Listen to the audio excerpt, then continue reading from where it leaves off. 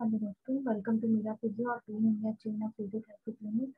तो अब हम कंटिन्यू करेंगे हमारा ऑफ पाल्सी और ब्रेकियल फ्लेक्सिस का टॉपिक। तो अब हम इस टॉपिक में आगे देखेंगे ऑफ पाल्सी और ब्रेकियल फ्लेक्सिस इंजरी के टॉपिक में कि अब हमें ब्रेकियल पाल्सी में क्या साइन एंड सिम्टम देखने को मिलते हैं, और साथ ही साथ हम ये देखेंगे कि इसमें क्या कॉम्प्लिकेशन रहते हैं, क्या रिस्क फैक्टर रहते हैं, इसका डायग्नोसिस कैसे होता है और इसका ट्रीटमेंट क्या होता है। तो चलिए अब हम हमारे टॉपिक पे बढ़ते हैं, ऑफ पाल्सी या ब्रेकियल फ्लेक्सिस। तो अब हम बात करते हैं हमारे sign and symptoms of the brachial plexus या फिर ऑफ पाल्सी। तो जब ऑफ पाल्सी होती है तब जो हाथ होता है उस वो अंदर की तरफ रोटेट हो जाता है, जिसे हम वेटर टिप डिफॉर्मिटी भी कहते हैं। तो ये क्यों होता है?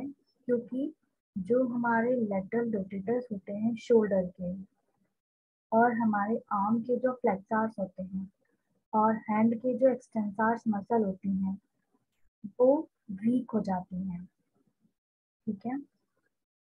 तो अब पाल्सी का एक क्लासिकल साइन ये है कि उस हाथ की डिफॉर्मिटी को हम कहते हैं वेटर टिप डिफॉर्मिटी। और इस डिफॉर्मिटी में जो आपकी मसल्स हैं उसमें वीकनेस आ जाती है, और वो मसल्स होती हैं आपकी lateral rotators of the shoulder, arm के फ्लेक्सर्स और हैंड के एक्सटेंसर्स। इनमें वीकनेस आ जाती है। इस कारण से ये क्या करते हैं, मुड़ जाते हैं। अब वो किस पोजीशन में और कैसे मुड़ते हैं हम ये देखते हैं। तो जो पोजीशन होती है लिम्ब की, उसमें क्या होता है, जो आपका आर्म होता है वो साइड में हैंग करने लगता है और मीडियली घूम जाता है। ठीक है। मीडियली क्या होगा, आपका आर्म घूम जाएगा। फोरआर्म जो होता है, जो एल्बो के बाद से हमारा हाथ शुरू होता है फोरआर्म, वो भी एक्सटेंडेड हो जाता है, अंदर की तरफ घूम जाता है, और रिस्ट हमारी फ्लेक्शन में मुड़ जाती है। ये देखिए, आर्म जो है साइड में ऐसा हैंग रहता है, और मीडियली जो है हमारा शोल्डर मीडियली मुड़ जाता है। ठीक है। फोरआर्म जो है वो एक्सटेंडेड रहता है और अंदर की तरफ घूम जाता है। इसके बाद जो हमारा रिस्ट है वो फ्लेक्शन में हो जाता है, इस तरह से मुड़ जाता है। साथ ही साथ कुछ लोगों में कॉमनली ये देखने को मिलता है कि जो लेटरल एस्पेक्ट होता है आपके फोरआर्म का, जो बाहर वाला हिस्सा होता है फोरआर्म का, ये जो हिस्सा होता है फोरआर्म का, यहाँ पे सेंसेशन जो है वो चले जाते हैं। ठीक है। तो आर्म की पोजीशन, आपके हाथ की पोजीशन कैसे होगी, वो साइड में हैंग करता है, इस तरीके से हैंगिंग में रहता है, रोटेट हो जाता है मीडियली। फोरआर्म जो है वो एक्सटेंडेड हो जाता है और अंदर की तरफ प्रोनेट हो जाता है, यानी कि अंदर की तरफ घूम जाता है। रिस्ट जो है वो फ्लेक्स्ड हो जाता है, अंदर की तरफ मुड़ जाता है, और हमारे जो लेटरल एस्पेक्ट है वहाँ के सेंसेशन जो है वो चले जाते हैं। तो एक ये पोजीशन होती है लिम्ब की जो चेंज हो जाती है, और साथ में इसमें एक वेटर टिप डिफॉर्मिटी डेवलप हो जाती है, जिसमें हमारा लेटरल रोटेटर्स की मसल्स और आर्म की फ्लेक्सर्स की मसल्स और हैंड के एक्सटेंसर्स की मसल्स जो है वो वीक हो जाती हैं। अब क्या होता है, जिन लोगों को ऑब्स पाल्सी या ब्रेकियल फ्लेक्सस इंजरी होता है, वो अपना हाथ उठा नहीं पाते हैं, क्योंकि उनकी जितनी भी पावर होती है फ्लेक्सर्स की, जो कि एल्बो के लिए उठाने के लिए सहायता करती है, या सुपाइनेशन की जो पावर होती है, वो नहीं रहती है। ठीक है। तो या तो ऐसे लोगों को जिनकी ऐसी मसल अफेक्ट हो जाती है, उनको आधा पैरालिसिस या पूरा पैरालिसिस हो जाता है, और उसका रीजन होता है सुप्रास्पाइनेटस मसल्स और इंफ्रास्पाइनेटस मसल्स। अब जिनको अब पाल्सी है वो अपना हाथ बिल्कुल नहीं उठा पाते हैं, उनका हाथ टेढ़ा रहता है, पैरालिसिस की कंडीशन में चला जाता है। तो उनकी जितनी भी पावर होती है फ्लेक्सर्स की, एल्बो फ्लेक्सर्स की, वो चली जाती है। और साथ ही साथ जो फोराम के सुपाइनेशन की सीधा करने की जो पावर होती है मसल्स की, वो भी चली जाती है। ठीक है, मसल्स इसलिए अफेक्ट होती है क्योंकि उसमें टोटल पैरालिसिस या हाफ पैरालिसिस, पार्शियल पैरालिसिस हो जाता है, और उसका रिस्पॉन्सिबल होती है हमारी सुप्रास्पाइनेटस और इंफ्रास्पाइनेटस मसल्स। ठीक है, तो ये होता है क्योंकि जो हमारी सुप्रास्कैपुलर नर्व जो होती है वो फिक्स्ड होती है हमारी सुप्रास्कैपुलर नॉच में। ठीक है, जहाँ पे हमारी ऑब्स पाल्सी का एक पॉइंट होता है, जहाँ इंजर्ड पॉइंट होता है, वहां पे वो फिक्स्ड होती है। ठीक है, तो इसी कारण से सुप्रास्पाइनेटस और इंफ्रास्पाइनेटस अफेक्ट होती है और पैरालिसिस कंडीशन कर देती है, क्योंकि इनका जो नर्व सप्लाई है, सुप्रास्पाइनेटस और इंफ्रास्पाइनेटस का जो नर्व सप्लाई है वो है सुप्रास्कैपुलर नर्व, जो कि एक जगह पे फिक्स्ड है हमारे सुप्रास्कैपुलर नॉच में, और उसी जगह पे क्या है, ऑब्स पॉइंट भी रहता है। जो मैंने ऑब्स पॉइंट आपको समझाया था, ऑब्स पॉइंट भी आपका सुप्रास्कैपुलर नर्व के पास रहता है। इसी कारण से हमारा पैरालिसिस की कंडीशन बन जाती है, क्योंकि जब ऑब्स पाल्सी होती है तो वो हमारी सुप्रास्कैपुलर नर्व को भी डैमेज करती है। ठीक है, अब जिनमें बहुत ज्यादा सीवियरली अफेक्टेड होते हैं पेशेंट, उनकी डेल्टोइड मसल्स भी चली जाती हैं, बाइसेप्स भी चली जाती हैं, ब्रेकियलिस भी चली जाती है, सब स्कैपुलर भी चली जाती है। क्यों जाती है? क्योंकि इनका जो नर्व रूट है वो है C5C6, और C5C6 नर्व रूट जो है हमारे ब्रेकियल प्लेक्सस का एंटीरियर रेमाई होता है, जहाँ से इसका रूट निकलता है। इसीलिए हमारा जो और भी मसल्स हैं जो सीवियरली अफेक्ट हो जाती हैं पैरालिसिस की कंडीशन में, क्यों? क्योंकि उनका नर्व रूट जो होता है वो सेम होता है। तो इस कारण से हमारी डेल्टोइड जो है वो वीक हो जाती है, बाइसेप वीक हो जाती है, ब्रेकियलिस वीक हो जाती है, सब स्कैपुलरिस वीक हो जाती है, क्योंकि इनका जो नर्व रूट है वो सेम होता है। ठीक है, अब एल्बो फ्लेक्शन जो होता है वो बहुत वीक होता है, क्योंकि हमारी बाइसेप्स और बाइसेप्स ब्रेकियलिस भी वीक हो जाती है। एल्बो फ्लेक्शन के लिए हमें बाइसेप्स और बाइसेप्स ब्रेकियलिस मसल्स की जरूरत रहती है, पर अगर ये ही वीक हो जाएंगी तो हमारा एल्बो फ्लेक्शन जो है वो प्रॉपरली नहीं होगा। तो एल्बो फ्लेक्शन वीकनेस होने का रीजन है कि हमारी बाइसेप्स और ब्रेकियलिस जो है वो भी वीक हो जाती है। ठीक है, अगर रूट डैमेज जो है वो अगर जंक्शन के ऊपर है, ठीक है, जो हमारा ऑफ पॉइंट का जंक्शन है, अगर उसके ऊपर हमारा रूट डैमेज हुआ है तो हमारा रम्बॉइडस और सेरेटस एंटीरियर के साथ भी पैरालिसिस होने की कंडीशन होती है, जिस कारण से हम अपने शोल्डर को आगे पीछे करने में रिट्रैक्शन के लिए और प्रोट्रैक्शन में उसको हम नहीं कर पाएंगे, तो उसमें हमारा शोल्डर का भी इन्वॉल्वमेंट बढ़ जाएगा।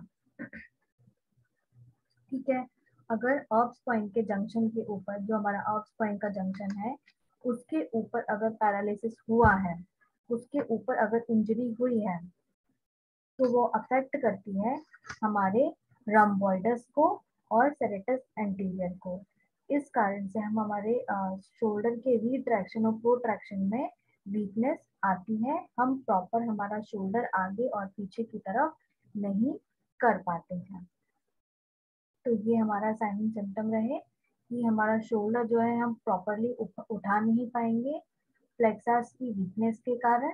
ठीक है, और सुप्रास्पाइनेटस और इंफ्रास्पाइनेटस की वीकनेस के कारण पैरालिसिस की कंडीशन हो सकती है, और साथ ही साथ अगर सुप्रास्कैपुलर नर्व भी डैमेज हो गई है तो हमारा क्या होगा, पैरालिसिस की कंडीशन बन जाएगी। और इसके बाद अगर C5C6 सीवियर इंजरी हो गई है तो C5C6 नर्व रूट से निकली हुई जो नर्व्स हैं वो जिस मसल्स को सप्लाई कर रही हैं, जैसे डेल्टॉइड, बाइसेप्स, ब्रेकियलिस, सुप्रास्कैपुलर, इसको भी वो अफेक्ट करेंगी, इसमें भी हमारी पैरालिसिस की कंडीशन आ सकती है। और साथ ही साथ क्या होगा, अगर जंक्शन के ऊपर हमारा इंजरी हुआ है, रूट इंजरी हमारे जंक्शन के ऊपर हुआ है, तो रम्बॉइडस के पैरालिसिस की कंडीशन बढ़ जाती है और सेरेटस एंटीरियर की पैरालिसिस की कंडीशन बढ़ जाती है, जिसके कारण कि हम शोल्डर का रिट्रैक्शन और प्रोटेक्शन नहीं कर पाएंगे। अब अब हम देखेंगे इसके रिस्क फैक्टर। अभी हमने इसका डायग्नोसिस देखा, हमने अभी इसका साइन एंड सिम्टम देखा था। अब हम देखेंगे कि इसके रिस्क फैक्टर क्या होते हैं। तो जो लोग कॉन्टेक्ट स्पोर्ट्स में रहते हैं, जैसे फुटबॉल, रेसलिंग और हाई स्पीड मोटर व्हीकल में जो इन्वॉल्व रहते हैं एक्सीडेंट में, उनमें ज्यादा चांसेस होते हैं ब्रेकियल प्लेक्सिस इंजरी होने के। ठीक है।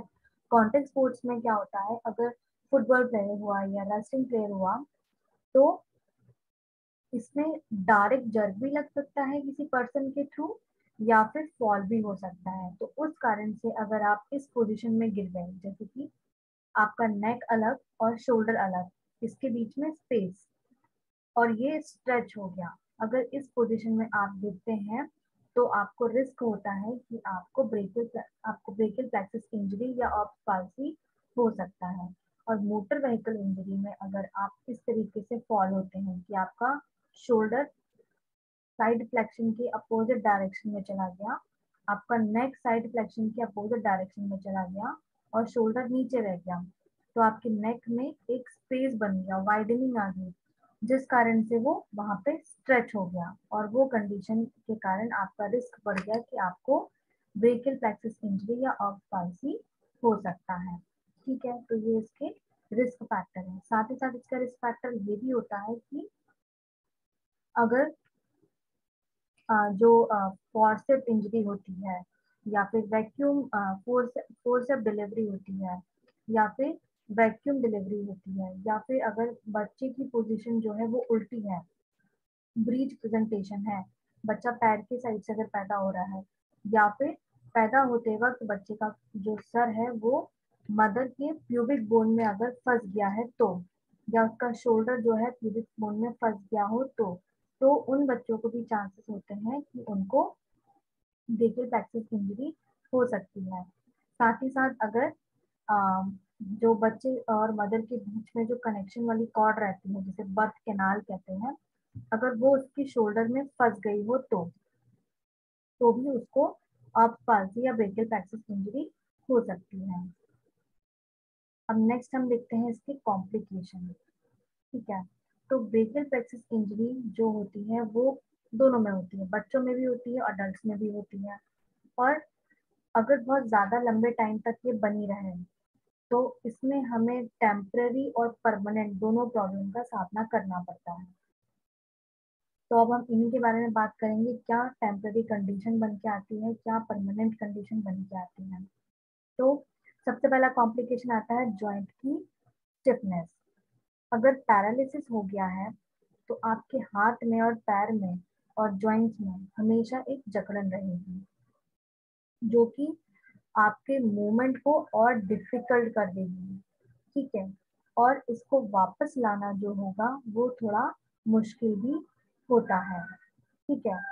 इसी कारण से जब कोई पाल्सी या पैरालिसिस होता है, तो डॉक्टर हमेशा एक रिकवरी के लिए फिजिकल थेरेपिस्ट को रिफर करते हैं, क्योंकि अगर जॉइंट स्टिफनेस बढ़ जाती है तो वो मूवमेंट को डिफिकल्ट कर देती है, हमारा मूवमेंट होना पॉसिबल नहीं होता है, और उसे वापस लाना थोड़ा मुश्किल हो जाता है। तो जॉइंट स्टिफनेस जैसी कंडीशन हमें देखने को मिलती है।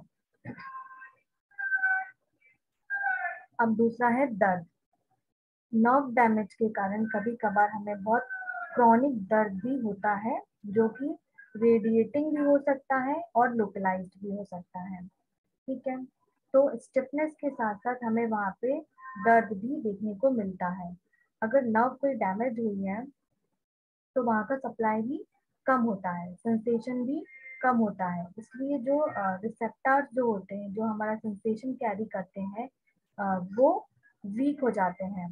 उस कारण से ही, नर्व डैमेज के कारण से ही हमारा जो दर्द है वो क्रॉनिक हो जाता है, क्योंकि रिसेप्टर्स उस दर्द को वापस सिग्नल लेके नहीं जा पाते हैं, जिसके कारण कि वो इनिबिट हो जाए या कम हो जाए।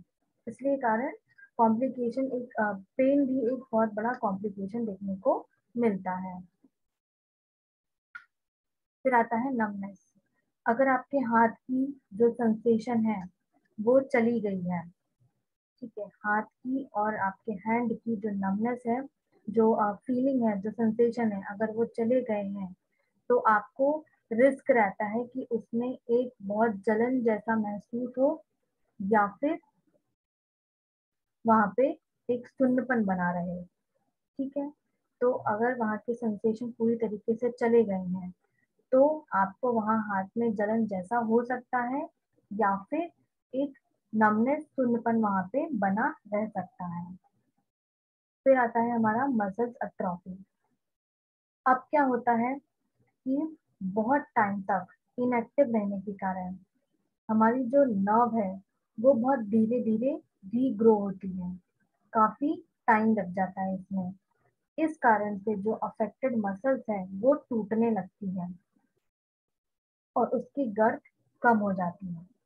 अगर काफी टाइम तक हमने उसको इग्नोर किया, उसको हील नहीं करवाया और कॉम्प्लिकेशन बढ़ता गया, तो क्या हुआ, नर्व रीग्रो होने में बहुत टाइम लगाने लगी। उस टाइम लगाने के कारण हमारी मसल्स को प्रॉपर ब्लड सप्लाई नहीं मिला, प्रॉपर न्यूट्रिशन नहीं मिला। इस कारण से हमारी मसल्स टूटने लगी और उसमें हमारी मसल्स अट्रॉफी की कंडीशन देखने को मिलती है, यानी कि मसल्स गर्थ कम हो गई। अब आता है हमारा नेक्स्ट इसमें कॉम्प्लिकेशन की हमारी परमानेंट डिसेबिलिटी हो जाए। अगर ब्रेकियल प्लेक्सस इंजरी बहुत ज़्यादा सीवियर है और उसी के साथ कुछ ऐसे फैक्टर्स हैं जो उसमें उस इंजरी को सीवियर करने में मदद कर रहे हैं, जैसे कि एज या लोकेशन, कहाँ इंजरी हुई है, या सीवियरिटी इंजरी की कितनी है। तो एज, टाइप, इंजरी का किस टाइप की हुई है, उसकी क्या लोकेशन है और कितनी सीवियर हुई है, ये फैक्टर अगर उस सीवियर ब्रेकियल प्लेक्सस इंजरी के साथ इंक्लूड रहते हैं तो एक परमानेंट डिसेबिलिटी भी हो सकती है। कुछ लोगों में आफ्टर दी सर्जरी भी परमानेंट मसल्स वीकनेस या पैरालिसिस देखने को मिला है। सर्जरी के बाद भी ये रिकवर नहीं हो पाया है। तो परमानेंट डिसेबिलिटी जैसी चीजें हमें देखने को मिलती हैं अगर सर्जरी हो जाए उसके बाद भी। तो एक ये सबसे बड़ा कॉम्प्लिकेशन होता है कि इन लोगों में परमानेंट डिसेबिलिटी जो है वो ज्यादा देखने को मिलती है, क्योंकि ब्रेकियल प्लेक्सस इंजरी की रिकवरी थोड़ा स्लो होती है। और अगर एज फैक्टर आ गया है कि एज बहुत ज्यादा है और बहुत ज्यादा सीवियर इंजरी है, तो ये परमानेंट डिसेबिलिटी होने के चांसेस बहुत ज्यादा होते हैं। अब हम बात करेंगे इसके प्रिवेंशन पे। वैसे तो हम सडन जो जर्क है या जो फॉल है हम इसे रोक नहीं सकते हैं, बट हम इसके कुछ कॉम्प्लिकेशन जो है उन्हें तो रिड्यूस कर सकते हैं। तो अगर आपको टेम्पररी लॉस हुआ है हाथ को और आर्म को यूज करने में, ठीक है, तो आपको प्रॉपर उसकी रेंज ऑफ मोशन एक्सरसाइज करनी चाहिए, ठीक है। फिजिकल थेरेपिस्ट से हेल्प लेके आपको जो जॉइंट स्टिफनेस है उसे रोकना चाहिए, ठीक है। ध्यान रखना चाहिए कि उसमें कोई कट ना हो, कोई जले ना वो, ठीक है, क्योंकि आपको क्या है वहां नमनेस बनी हुई है, आपको कोई सेंसेशन फील नहीं होगा। तो अगर आपको वो जल जाएगा या कट लग जाएगा तो आपको वो भी महसूस नहीं होगा। इसलिए हमेशा ये ध्यान रखना चाहिए कि अगर ऑस्टियो ब्रेकियल प्लेक्सिस के पेशेंट है आपके पास या आपके घर में, तो उनका खास ध्यान रखना चाहिए, क्योंकि उन्हें कुछ महसूस नहीं होगा हाथ में अगर उनको इजिली बर्न और कट जैसी चीजें उनमें इजिली हो जाएंगी, ठीक है। तो अगर आप एथलीट हैं, ठीक है, और आपको ब्रेकियल प्लेक्सिस इंजरी हुई है, तो आपको हमेशा स्पोर्ट्स में जाने के टाइम पे एक पैडिंग या प्रोटेक्टेड गार्ड पहनना चाहिए, ठीक है। तो अगर आपको टेम्पररी लॉस हुआ है आपके हाथ में या आर्म में ब्रेकियल प्लेक्सिस के कारण, तो आप proper range of motion exercises करें, जिनके बारे में हम अभी आगे बताएंगे। फिजिकल थेरेपी से कंसल्ट करें और उसका खास ध्यान रखें ताकि उसमें कटे ना, जले ना। और अगर आप एथलीट्स हैं और स्पोर्ट्स खेल रहे हैं तो उस जगह पे जो आपका प्रोटेक्टेड एरिया होता है वहां पे प्रॉपर पैडिंग करें, प्रॉपर अपना प्रोटेक्टिव गार्ड को यूज करें। अब बच्चों के लिए क्या प्रिवेंशन हो सकता है? तो अगर आप पेरेंट हैं और आपके बच्चे को ब्रेकियल प्लैक्सिस इंजरी हुई है, तो सबसे ज्यादा जरूरी है कि आप बच्चे की एक्सरसाइज प्रॉपरली करवाएं, उसका जॉइंट और उसकी जो फंक्शनिंग मसल्स है उसकी डेली आपको एक्सरसाइज प्रोटोकॉल बनाना चाहिए, ठीक है। स्पेशली तब जब आपका बच्चा कुछ वीक का ही हो, ठीक है।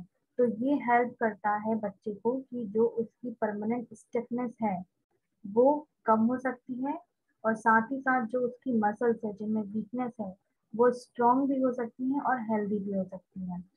तो अगर आपके बच्चे को अगर ब्रेकियल प्लैक्सिस इंजरी हुई है तो उसका प्रॉपर जॉइंट मूवमेंट डेली करवाना चाहिए, उसकी जो फंक्शनल मसल्स हैं उसको स्ट्रॉन्ग करना चाहिए, क्योंकि जब आप रोम एक्सरसाइजेस करवाएंगे, रेंज ऑफ मोशन एक्सरसाइजेस करवाएंगे, तो उस जगह पे आपका ब्लड सप्लाई भी इंक्रीज होगा, तो वो अपने साथ नरिशमेंट और न्यूट्रिशन भी लेके आएगा ब्लड।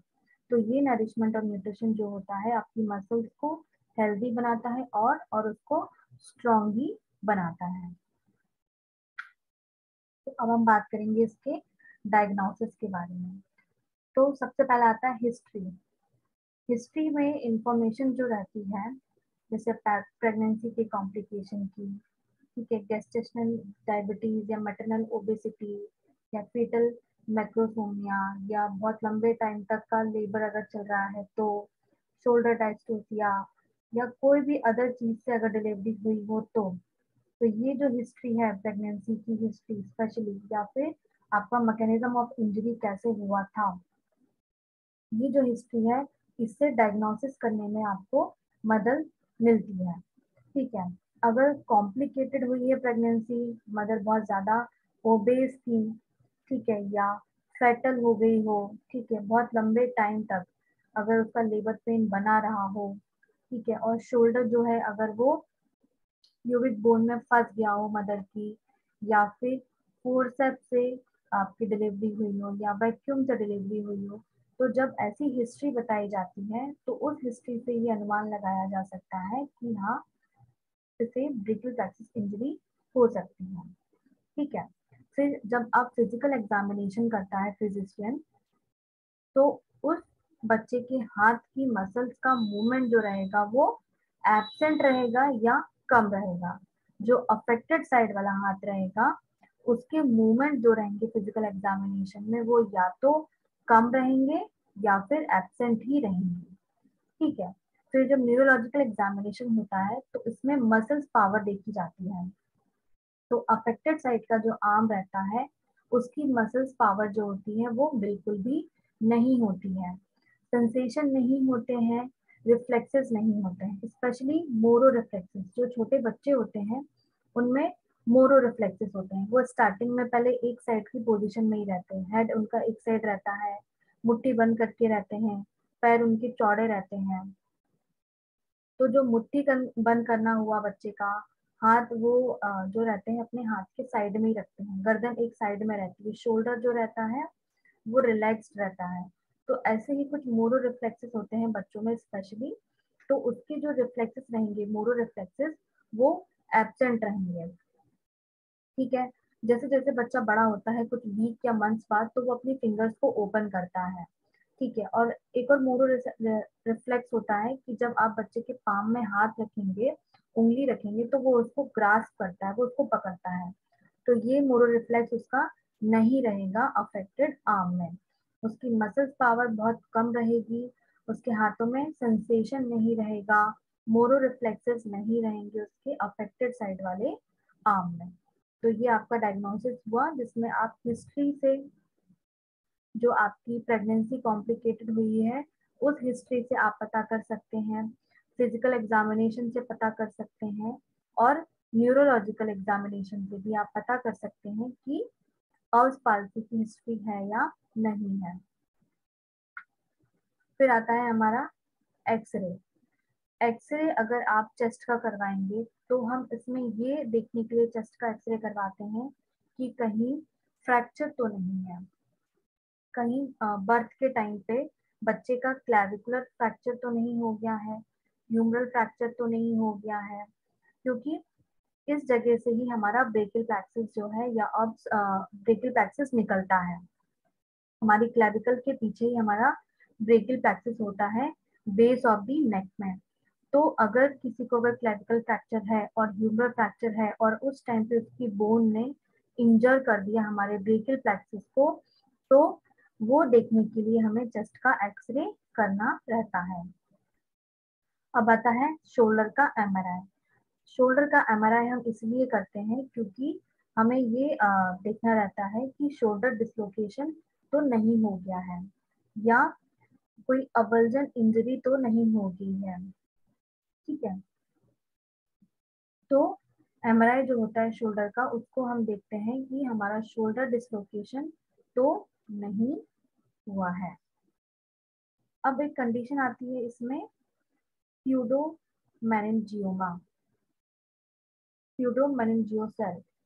अब इसमें क्या होता है कि जो एबनॉर्मल कलेक्शन हो जाता है हमारे सेरेब्रोस्पाइनल फ्लूइड का, वो धीरे धीरे लीक होने लगता है हमारे ब्रेन से। ठीक है, इस कारण से ही कुछ लोगों में स्पाइनल रूट से जो अफेक्ट होती है उसमें अवर्जन इंजरी देखने को मिलती है। ठीक है, अगर आपकी कंडीशन ऐसी है कि सीएसएफ फ्लूइड आपका लीक हो रहा है ब्रेन के जो आसपास के एरियाज है, नोज में से, ईयर में से, तो इन लोगों में स्पाइनल रूट इंजरी जो है उसका अवेल्जन इजिली हो जाता है। अगर आप गिरे हैं और उस टाइम पे आपका ब्रेकियल प्लेक्सस इंजर्ड हुआ है तो आपका एमआरआई भी होता है शोल्डर को देखने के लिए, साथ ही साथ स्पाइनल रूट को देखने के लिए कि कहीं उसमें अवर्जन इंजरी तो नहीं हुई है।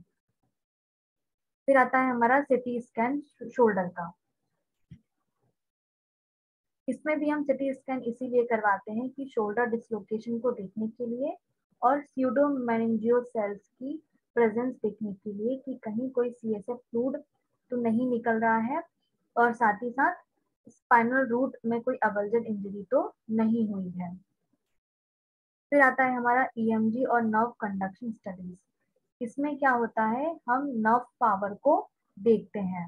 ठीक है, ईएमजी और नर्व कंडक्शन जो टेक्निक होती है, इससे हम पता कर सकते हैं कि नर्व्स में कितनी अभी पावर बाकी है, वो किस कंडीशन में है, पूरी तरीके से टूट गई है या कुछ हिस्सा जुड़ा है, कुछ टूटा है या फिर कुछ कंप्रेशन वहां पे आ रहा है।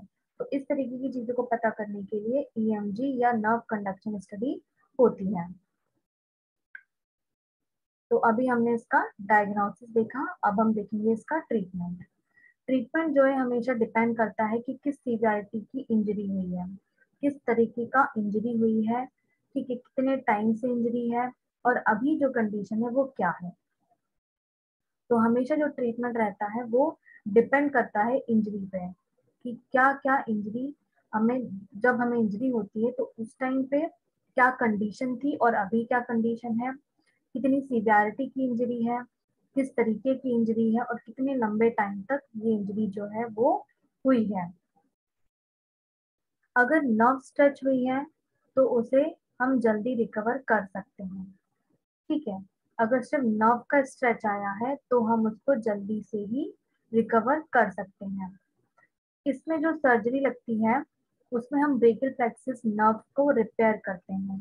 ठीक है, तो अगर ये बच्चों के साथ हुई है तो विद इन 6 मंथ, 6 महीने के अंदर ये इंजरी कर देनी चाहिए। ठीक है, और अगर इसके बाद हम सर्जरी करते हैं तो उसके जो इफेक्ट होते हैं, जो सक्सेस रेट होता है उसका थोड़ा कम होता है। तो अगर बच्चों में ब्रेकियल प्लेक्सिस इंजरी हुई है तो उसको 6 महीने के अंदर कर देना चाहिए। ठीक है, अगर इससे ज्यादा लंबा टाइम लगता है तो उसका जो रिजल्ट आने का जो रहता है वो थोड़ा कम रहता है। ठीक है, नर्व टिश्यूज जो होते हैं बहुत स्लोली ग्रो होते हैं, इसी कारण से ये काफी साल लगा देते हैं पूरी सर्जरी का बेनिफिट्स दिखाने में। ठीक है, तो इसी कारण से ऐसे लोगों को स्प्रिंट्स भी यूज करना चाहिए जिससे हाथ अंदर की तरफ मुड़ा ना रहे। ठीक है, अगर सर्जरी करने के बाद तुरंत हमें रिजल्ट नहीं मिलता है क्योंकि जो नर्व स्ट्रेच हो गई है उसका जो ग्रोइंग एरिया है, जो ग्रो करने की क्षमता है वो थोड़ी स्लो होती है, इसी कारण से उसमें हमें स्प्रिंट भी यूज करना चाहिए। ठीक है, तो इसमें अगर नर्व स्ट्रेच हो गई है तो उसकी रिकवरी जल्दी आ जाती है। और सर्जरी, अगर बच्चे का ब्रेकियल प्लेक्सस इंजरी हुई है बर्थ के टाइम पे, तो 6 महीने के अंदर सर्जरी कर देना चाहिए। और साथ ही साथ इसके बाद आप करेंगे तो लो रेट होगा कि वो सक्सेस हो पाए। और धीरे धीरे नर्व ग्रो होती है, इसी कारण से हमें स्प्लिंट का यूज करना चाहिए। ये देखिए, इस तरीके का स्प्लिंट आता है। ठीक है, बच्चों में भी इसी तरीके से स्प्रिंट आता है और बड़ों में भी इसी तरीके का स्प्रिंट आता है। इसको एरोप्लेन स्प्रिंट भी कहते हैं। ठीक है, जो आपके हाथ को सीधा रखता है। ठीक है, जिस तरीके से आपका हाथ अंदर की तरफ मुड़ जाता है, उसको रोकता है मुड़ने से और उसको सीधा रखता है, तो ये आपका स्प्रिंट है। अब हम देखेंगे सर्जिकल ट्रीटमेंट कि क्या क्या सर्जरी हमें देखने को मिलती है। सबसे पहला आता है न्यूरोलाइसिस। इस प्रोसीजर में क्या होता है कि जो नर्व जहाँ पे आपकी स्ट्रेच हो गई है या कंप्रेस हो गई है, उसको वहां से हम फ्री कर देते हैं। ठीक है, अगर वहां पे कोई स्कार टिश्यू भी बन गया है तो वहां जो कंप्रेशन डल रहा है, हम उसको फ्री कर देते हैं न्यूरोलाइसिस में। ठीक है, न्यूरोलाइसिस सर्जरी में हम जो कंप्रेशन पड़ रहा है उसको हम हटा देते हैं।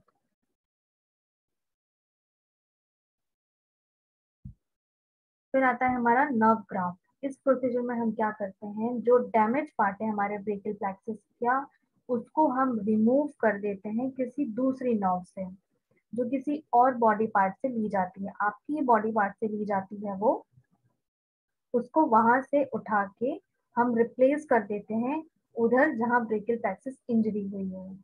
ठीक है,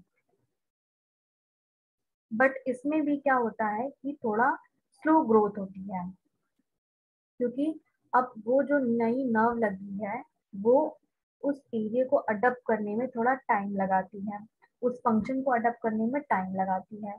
इसी कारण से नर्व ग्राफ्टिंग की जो रिजल्ट आता है वो भी थोड़ा स्लो आता है। तो इस प्रोसीजर में हम क्या करते हैं, जो डैमेज आपका ब्रेकियल प्लेक्सस नर्व की जो इंजरी हुई है उसमें जो डैमेज नर्व है, हम उसको वहां से रिप्लेस करके दूसरी नर्व लगा देते हैं।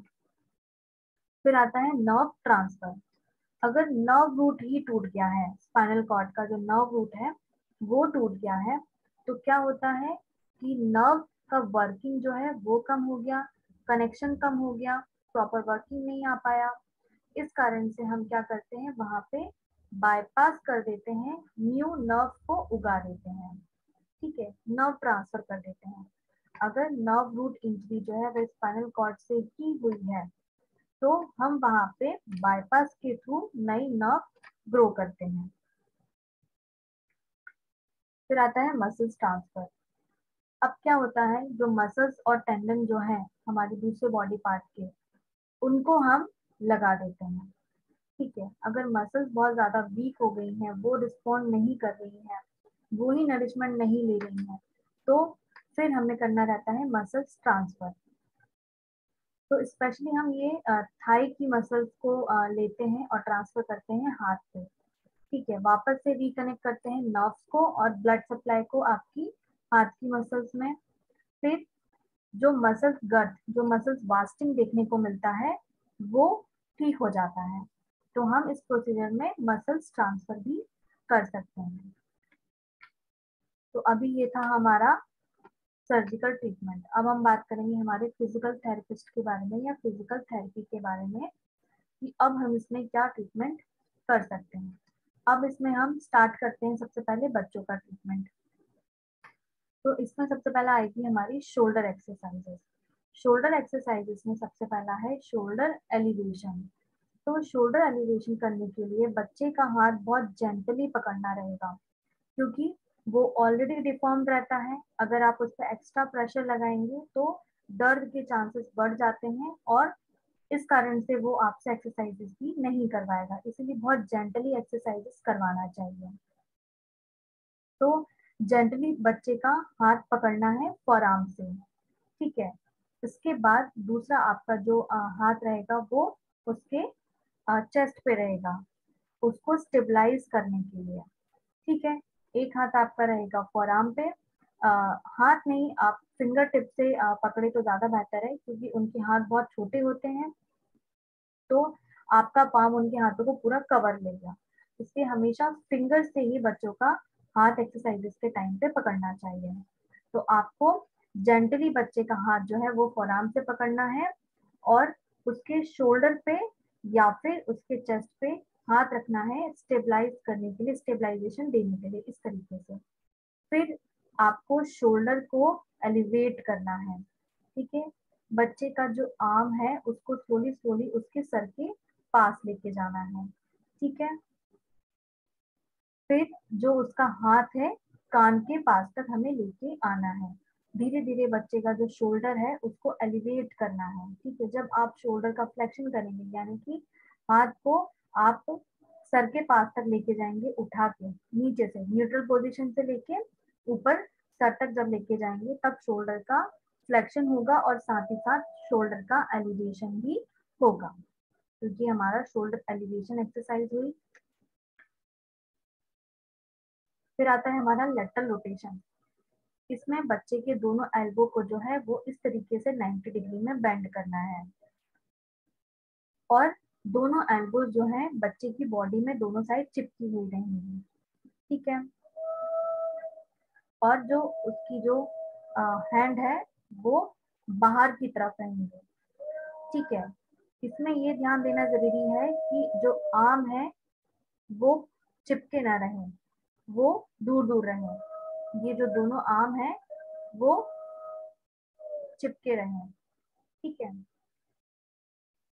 अब क्या करना है इसमें, आपको इस तरीके से आपकी एल्बो जो है बच्चे की वो मोड़नी है। 90 डिग्री पे एल्बो आएगी, बच्चे की जो हथेलियां हैं वो बाहर की तरफ होंगी। फिर इसमें आपको क्या करना है, लेटरल रोटेशन करवाना है। ये जो एरो की डायरेक्शन है इस डायरेक्शन में मूवमेंट करवाना है। पहले बच्चे का हाथ सामने की तरफ रहेगा, फिर इसे एरो में पीछे की तरफ लेके जाना है, ठीक है। एरो की डायरेक्शन में इसे पीछे लेके जाना है। पहले बच्चे का हाथ 90 डिग्री में सामने की तरफ रहेगा, सामने की तरफ हथेलियों का फेस रहेगा। फिर इसके बाद आपको उसमें रोटेशन करवाना है, बाहर की तरफ मोड़ना है। आपका हाथ जो है वो फोरआर्म पे रहेगा और वो सपोर्ट करेगा ताकि बच्चे का जो एल्बो है वो उसकी बॉडी से चिपका रहे। फिर रोटेट करवाते हुए आर्म को बाहर लेके जाना है, तो इससे आपके बच्चे के शोल्डर पे लेटरल रोटेशन होगा, ठीक है। फिर आता है हमारा पोस्टीरियर कैप्सूल स्ट्रेच। इसमें बच्चे का जो एल्बो है उसको 90 डिग्री मेंटेन करना है। एल्बो जो है वो बच्चे की बॉडी साइड में ही चिपका रहेगा, ठीक है। फिर उसका जो हैंड है वो साइड में ही रहेगा टुवर्ड दी मैट। अब इसमें ये जरूरी है कि आपको दोनों हाथ जो है वो पास में रखने हैं, जिसके कारण कि आप कंपेयर कर सकें कि अफेक्टेड आर्म और अनअफेक्टेड आर्म में कितना मूवमेंट हो रहा है, कितनी लिमिटेशन है। तो पोस्टीरियर स्कैपुलर स्ट्रेच में आपको बच्चे का हाथ इस तरीके से 90 डिग्री में एल्बो आएगा, फोरआर्म जो है वो मुड़ा हुआ रहेगा और बॉडी के अंदर रहेगा बच्चे का हाथ। इस पोजीशन में बच्चे का पोस्टीरियर कैप्सूल जो होता है वो स्ट्रेच होता है, ठीक है। आर्म साइड में है, आपका एक हाथ जो रहेगा वो बच्चे के आर्म के नीचे रहेगा, दूसरा हाथ जो रहेगा वो रिस्ट के पास रहेगा। फिर हमें आर्म रिलैक्स रखना है और उसके नीचे आपका हाथ रहेगा, और फिर जो एल्बो है उसको 90 डिग्री मोड़ना है और उसके बाद उस पोजीशन को होल्ड करना है। तो इस पोजीशन में बच्चे का पोस्टीरियर कैप्सूल स्ट्रेच आएगा। फिर आता है शोल्डर का लेटरल रोटेशन एंड शोल्डर का अबडक्शन। इस एक्सरसाइजेस में आप हाई फाई पोजिशन पे लेके आएंगे बच्चे को, ठीक है। जो हाई फाई की पोजीशन होती है उस पोजीशन में बच्चे का हाथ आएगा। इसको आप सिटिंग में भी करवा सकते हैं। इसमें बच्चे का आर्म जो रहेगा वो बाहर रहेगा शोल्डर से, ठीक है। उसके बाद उसका जो एल्बो है वो 90 डिग्री बेंड रहेगा, ठीक है। इस पोजीशन में आपको क्या करना है, रोटेट करना है बच्चे का आर्म पीछे की तरफ, जिससे कि वो बेड को टच कर सके। यानी कि इस तरीके से बच्चे का हाथ जो है वो 90 डिग्री पे रहेगा फिर हमें मूवमेंट करना है, नीचे की तरफ लाना है, फिर ऊपर की तरफ लाना है। देखिए ये स्टार्टिंग पोजीशन रही हमारा 90 डिग्री, उसका आर्म जो हुआ वो पोजीशन में है। आपका जो सपोर्ट है वो पीछे से आना चाहिए ताकि उसका सिटिंग में बैलेंस भी बना रहे। तो आप पीछे से जब आर्म लेके आएंगे तो आपका एक हाथ जो रहेगा बच्चे के फोरआर्म पे रहेगा और दूसरा हाथ जो रहेगा वो रिस्ट पे रहेगा। जब आप उसको मूव करेंगे ऊपर की तरफ, हाई फाई पोजिशन में लेके आएंगे, तो आपका हाथ एल्बो पे शिफ्ट हो जाएगा और दूसरा हाथ फोरआर्म पे शिफ्ट हो जाएगा और बच्चे का हाथ ऊपर की तरफ चला जाएगा। मतलब कि उसकी जो हथेली है वो सर के पास आ जाएगी। तो ये आपका हुआ शोल्डर रोटेशन और अबडक्शन मूवमेंट। फिर आता है शोल्डर का अबडक्शन। तो इस पोजीशन में हमें क्या करना है, बच्चे का हाथ पहले बच्चे की साइड में ही रहेगा, थंब जो है वो बाहर की तरफ देखेगा। ठीक है, फिर हमें एक हाथ जो है बच्चे का पाम की तरफ पकड़ना है, हथेलियां जो है उसको पकड़ना है। दूसरा जो रहेगा हमारा शोल्डर पे रहेगा। फिर हमारी जो न्यूट्रल पोजीशन रहेगी उसमें बच्चे का हाथ जो है वो बच्चे की बॉडी के पास रहेगा, थंब जो रहेगा बस वो बाहर की तरफ रहेगा। फिर इसके बाद हमें उसका मूवमेंट करवाना है इस डायरेक्शन में। अब हमें सीधा हाथ नहीं उठाना है, उसके बॉडी के साइड से होते हुए हमें उसका हाथ ऊपर की तरफ लेके जाना है, उसे उसी साइड के कान तक। ठीक है, स्टार्टिंग पोजीशन में जो बच्चे का हाथ है वो बच्चे के साइड में रहेगा, थंब बाहर की तरफ रहेगा। हमें एक हाथ जो है वो होल्ड करेगा बच्चे की हथेली को, दूसरा हाथ जो है उसके शोल्डर को होल्ड करेगा। फिर हमें उसको साइड से ही ऊपर की तरफ लेके जाना है, उसके उसी साइड के हाथ के उसी साइड के कान की तरफ, वापस से फिर रिटर्न पोजीशन में आना है। तो ये है हमारा शोल्डर का अबडक्शन। अब आती है हमारी एल्बो की एक्सरसाइजेस। एल्बो एक्सरसाइजेस में आएगा प्रोनेशन एंड सुपाइनेशन। तो इसमें हमें बच्चे का जो एल्बो है उसको बेंड करना है 90 डिग्री।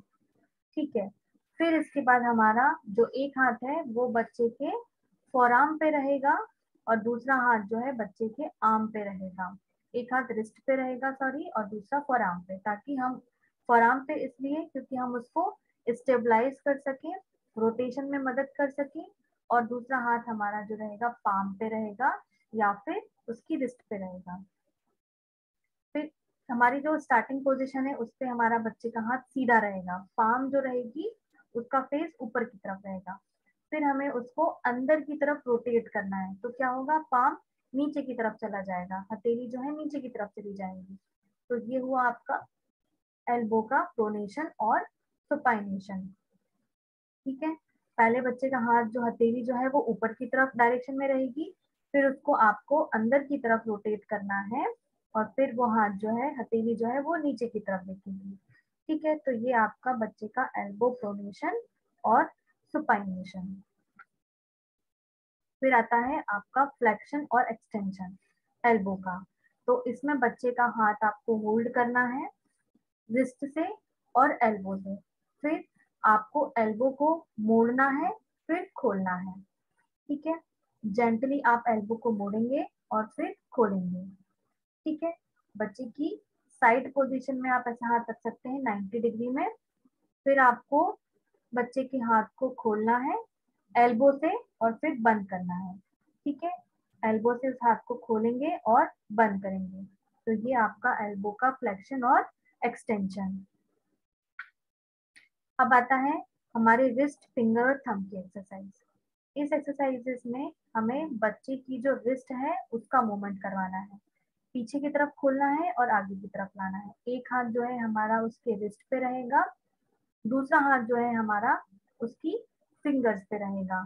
ठीक है, एक हाथ हमारा बच्चे के रिस्ट पे रहा, दूसरा हाथ हमारा उसके फिंगर्स पे रहा। तो फिर अब हमें क्या करना है, एक हाथ उसका हमें पीछे की तरफ लेके जाना है, क्योंकि इनवर्ड मतलब अंदर की तरफ फ्लेक्शन की तरफ मुड़ गया है बच्चे का रिस्ट, तो उसे हमें एक्सटेंशन करवाना है, रिस्ट को बाहर की तरफ लेके जाना है। ठीक है, अब फिंगर्स भी बच्चों की जो होती है वो अंदर की तरफ मुड़ जाती है, तो उसका भी हमें एक्सटेंशन करवाना है। वो अंदर की तरफ ऑलरेडी मुड़ी रहेंगी, आपको उन्हें सिर्फ स्ट्रेट करना है। सीधा फुल रेंज में लेके आना है, और इसकी जो होल्डिंग पोजीशन है वो सेम रहेगी जैसे रिस्ट की थी। फिर आता है थंब का एक्सटेंशन। आपका सेम पोजीशन रहेगी इसमें। आपका एक हाथ जो रहेगा वो आपके सेंटर ऑफ द पाम में रहेगा बच्चे के, और एक हाथ थंब पे रहेगा। आपको थंब को बाहर की तरफ लेके जाना है एक्सटेंशन में, क्योंकि ऑलरेडी उसका हाथ जो है वो अंदर की तरफ ही रहेगा, थंब भी अंदर की तरफ मुड़ा रहेगा। आपको थंब को बाहर की तरफ लेके जाना है एक्सटेंशन में। तो ये हुई आपकी थंब एक्सटेंशन एक्सरसाइज। अब आता है पोजिशनिंग और हैंडलिंग।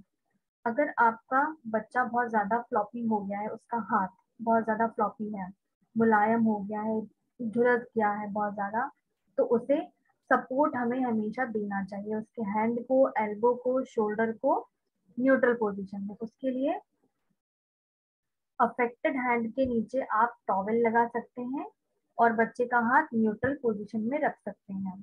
ठीक है, तो उसकी ये पोजीशन भी कर सकते हैं आप कि बच्चा जब सो रहा है तो आपको उसके हाथ के नीचे टॉवल रखना है, ठीक है, जिससे कि उसका हाथ जो है वो न्यूट्रल पोजीशन में रहे। ठीक है, और जब आप उसको नहाते हैं, ड्रेसिंग करते हैं, स्किन केयर करते हैं, तो उसके हाथ को जेंटली मूव करना चाहिए। ठीक है, और हमेशा कोशिश करना चाहिए कि आपका जो अफेक्टेड हैंड है बच्चे का, ठीक है, उसको सबसे पहले ड्रेसिंग के लिए यूज करें, और जब अनड्रेस करें तो सबसे आखिरी में यूज करें। ठीक है, जब आप उसको ड्राई करें या बच्चे को वॉश करें, तब हमेशा ध्यान रखें कि अफेक्टेड आर्म का ज्यादा इस्तेमाल करें। जब आप उसको कपड़े पहनाएं तो हमेशा सबसे पहले अफेक्टेड आर्म से शुरू करें, जब कपड़े रिमूव करें तब सबसे आखिरी में अफेक्टेड साइड वाली से आपको हाथ निकालना चाहिए। ठीक है, तो अगर बच्चे का आर्म बहुत ज्यादा फ्लॉपी हो गया है तो उसके बच्चे के हाथ के नीचे टॉवल रख के उसकी पोजीशन को न्यूट्रल करना चाहिए, और जेंटली ही उसके साथ वॉश करना चाहिए। ड्रेसिंग, स्किन केयर सब बहुत जेंटली यूज करना चाहिए। अब आता है रीचिंग एक्सरसाइज। ठीक है, अब आपका बच्चा जब सो रहा है या लेटा है, ठीक है, तब आप उसके साथ रीचिंग एक्टिविटी करवा सकते हैं। ठीक है, इसमें आप बच्चे को सपोर्ट के साथ भी आप पोजीशन करवा सकते हैं, जैसे कि पीछे एक पिलो लगा दिया, सर के नीचे एक पिलो लगा दिया, ठीक है, और उसके पैरों को अबडक्शन में लाके उसके नीचे एक टॉवेल या पिलो लगा दिया, और बच्चे के सामने टॉय रख दिया। अब उसको इनकरेज करना रहता है कि आपको वो टॉय पकड़ना है, बच्चे को इनकरेज करना है कि आप वो टॉय पकड़ो। तो वो अफेक्टेड हाथ को सीधा करके उस टॉय को उठाने की कोशिश करेगा।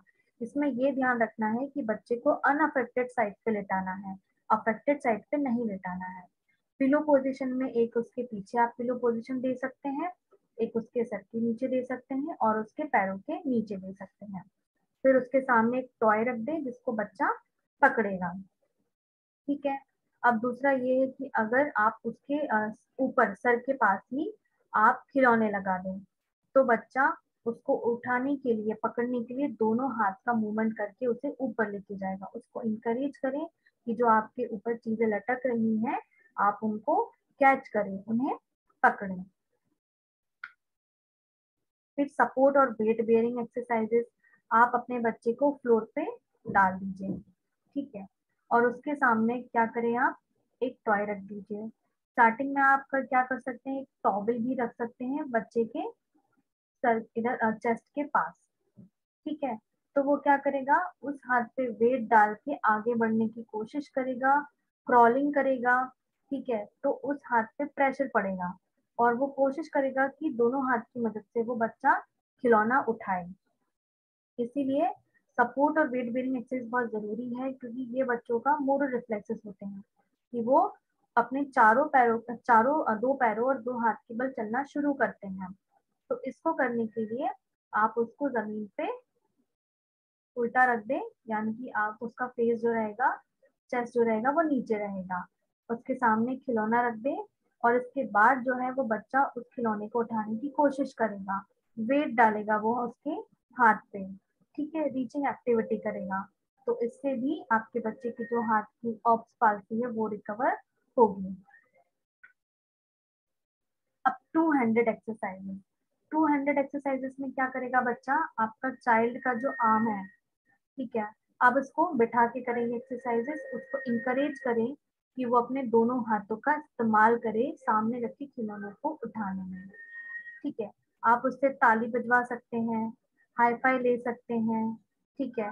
कार या फिर कार सीट या फिर कोई भी सीटेड चेयर हो, उसमें बच्चे को कभी अकेला भी नहीं छोड़ना चाहिए, ठीक है। इसीलिए हमेशा बच्चे के साथ रहना चाहिए। तो 200 एक्सरसाइजेस में आप क्या करें, बच्चे को बिठा दें और उसके सामने टॉय रखें, फिर उसको इंकरेज करें कि वो अपने दोनों हाथों का इस्तेमाल करके ही टॉय उठाए।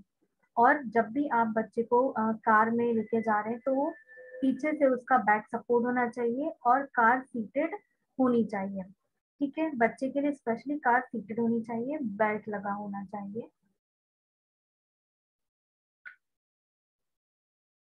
अब आती है हमारी सेंसेशन एक्सरसाइजेस। सेंसेशन एक्सरसाइजेस का एम होता है कि हम बच्चे के हाथ का जो अवेयरनेस है, जो सेंसेशन है, उसको बढ़ाएं। उसके लिए हम बहुत सॉफ्ट स्ट्रक्चर जैसे कॉटन हो गया, इन सब, वेलवेट हो गया, फ्लेसी हो गया, ये सारे जो सॉफ्ट मटेरियल होते हैं, इसको हमको बच्चे के हाथ पे स्ट्रोक करना है और मसाज करना है, ठीक है। आप जब स्ट्रोक करेंगे इस तरीके से, हल्का हल्का स्ट्रोक करेंगे कॉटन से या वेलवेट से या फ्लेसी मटेरियल से, तो उसके सेंसेशन बढ़ेंगे, ठीक है। जो बाथ टॉवल होता है वो थोड़ा रफ सेंसेशन देता है, तो हमें उसके रफ सेंसेशन को भी एक्टिव करना है। तो हम उसमें डायरेक्ट रफ सेंसेशन नहीं अप्लाई कर सकते, इसलिए हमेशा बाथ टॉवल जो है वो थोड़ा रफ यूज करें, तो वो उसके रफ सेंसेशन को भी एक्टिव करेगा। और साथ ही साथ आप बच्चे को इनकरेज करें कि वो हर एक्टिविटी में अपने दोनों हाथ का इस्तेमाल करें, ठीक है। जैसे अपने हाथ को मुंह तक लेके जाना, ताली बजाना, खिलौने पकड़ना, उंगली पकड़ना, ये सारी एक्टिविटी वो स्टार्ट करें। तो अभी तक हमने बच्चों की एक्सरसाइज देखी कि बच्चों को क्या एक्सरसाइज हम करवा सकते हैं। अब हम एडल्ट एक्सरसाइजेस की बात करेंगे। तो इसमें सबसे पहला आता है हमारा शोल्डर फ्लेक्शन और एक्सटेंशन। तो एक हाथ जो रहेगा आपका वो एल्बो पे रहेगा, दूसरा हाथ जो रहेगा वो रिस्ट पे रहेगा। फिर इसके बाद आपको क्या करना है, स्टार्टिंग पोजीशन रहेगी कि जो पाम रहेगा वो अंदर की तरफ रहेगा, बॉडी के पास, एल्बो स्ट्रेट रहेगा। फिर क्या करना है, हमें आर्म को ऊपर की तरफ लेके जाना है सर के पास, ठीक है। स्टार्टिंग पोजीशन रही कि जो हमारा जो हाथ है, पेशेंट का जो हाथ है, एक हाथ हमें रखना है पेशेंट के हाथ की एल्बो पे, दूसरा रखना है हमें उसकी रिस्ट पे। न्यूट्रल पोजीशन ये रहेगी कि पाम पहले अंदर की तरफ रहेगा और बॉडी की तरफ फेस क्या रहेगा, एल्बो स्ट्रेट रहेगा। फिर हमें उसको ऊपर की तरफ लेके जाना है सर के पास। तो ये आपका शोल्डर का फ्लेक्शन और एक्सटेंशन। फिर आता है शोल्डर का इंटरनल और external rotation. Shoulder internal external rotation के लिए जो एल्बो है वो 90 डिग्री में रहेगा, ठीक है। एक हाथ जो रहेगा आपका वो आपके एल्बो पे रहेगा, पेशेंट के एल्बो पे रहेगा, दूसरा जो रहेगा वो रिस्ट पे रहेगा, ठीक है। फिर आपको क्या करना है, पेशेंट का जो हाथ है उसको टर्न करना है। पहला जो रहेगा, थंब की डायरेक्शन से हम इसे टर्न करेंगे। पहला जो टर्न रहेगा उसमें आपका जो पेशेंट का हाथ है वो हमें लेके जाना है हेड की तरफ। जो थंब है ये हेड की तरफ टर्न करेगा, फिर वापस से न्यूट्रल पोजीशन में आना है। फिर जो लिटिल फिंगर है वो टर्न होगी हमारी कमर की तरफ, पेशेंट की कमर की तरफ, ठीक है। तो पहले रोटेशन में क्या टर्न आएगा, पहला पेशेंट का हाथ जाएगा उसके हेड की तरफ, फिर उसका दूसरा हाथ सेकेंड टाइम जब रोटेशन करवाएंगे तो उसका जो लिटिल फिंगर है वो जाएगी उसकी कमर की तरफ। तो ये हुआ आपका शोल्डर का इंटरनल और एक्सटर्नल रोटेशन। इसमें 90 डिग्री ही हमें मेंटेन करना है। फिर आता है हमारा एल्बो का फ्लेक्शन और एक्सटेंशन। इसमें अपर आर्म पे हाथ रखेंगे हम और फोर आर्म पे हाथ रखेंगे। फिर हमें एल्बो को बेंड करना है और टच करवाना है शोल्डर तक।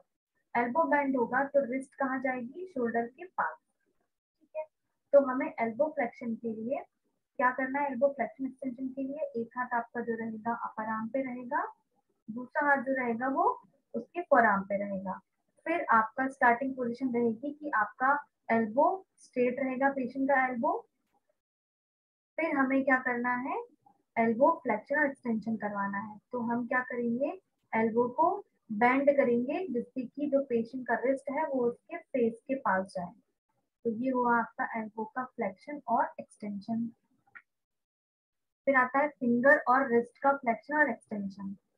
इसमें सेम हमारा रहेगा कि हमें 90 डिग्री पे एल्बो रखना है। फिर पहला हाथ जो रहेगा आपका वो पेशेंट की रिस्ट पे रहेगा, दूसरा फिंगर्स पे रहेगा। तो पहले हमें बाहर की तरफ मोड़ना है हाथ एक्सटेंशन में, क्योंकि इनका हाथ ऑलरेडी मुड़ा हुआ रहता है। अब पालसी वालों का हाथ जो होता है ऑलरेडी मुड़ा हुआ रहता है। फिर हमें क्या करना है, उसको बाहर की तरफ मोड़ना है, एक्सटेंशन में लेके आना है।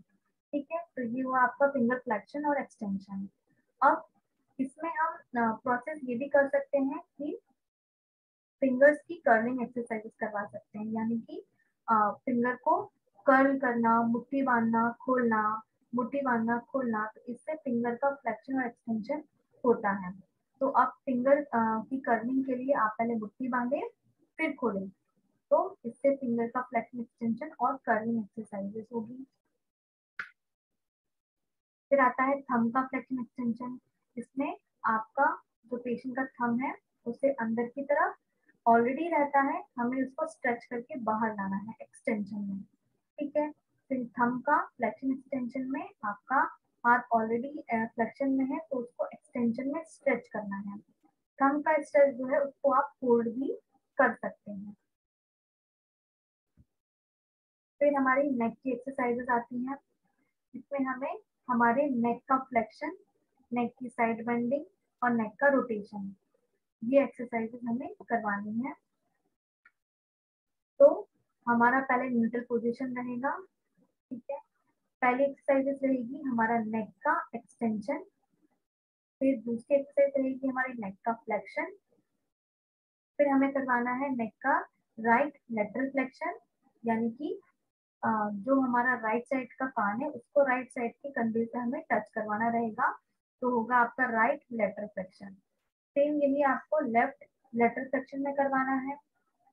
फिर आएगा राइट रोटेशन और लेफ्ट रोटेशन। तो ये हमारी नेक की रूम एक्सरसाइजेस जो है वो हमें करवानी रहती है, राइट रोटेशन नेक का और लेफ्ट रोटेशन नेक का। फिर आती है हमारी आइसोमेट्रिक फ्लेक्शन और आइसोमेट्रिक एक्सटेंशन।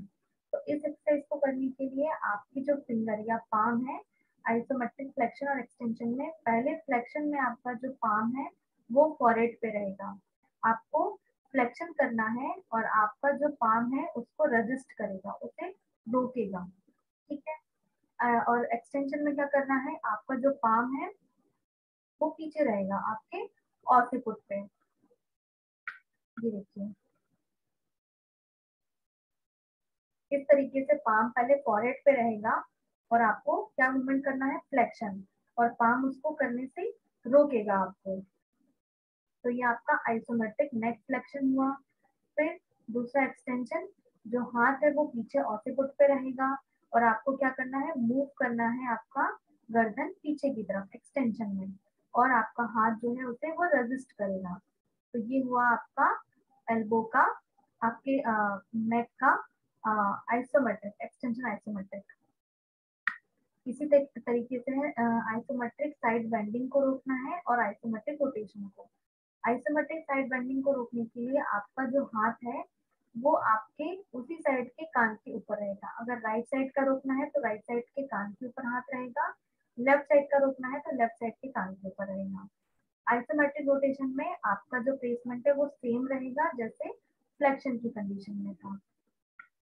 ये देखिए, अगर राइट साइड का रोकना है तो राइट साइड के कान के ऊपर आपका पाम रहेगा, लेफ्ट साइड का रोकना है तो लेफ्ट साइड का रहेगा। फिर ये जो पाम है ये रेजिस्टेंस लगाएगा और आपके साइड बाइंडिंग को रोकेगा।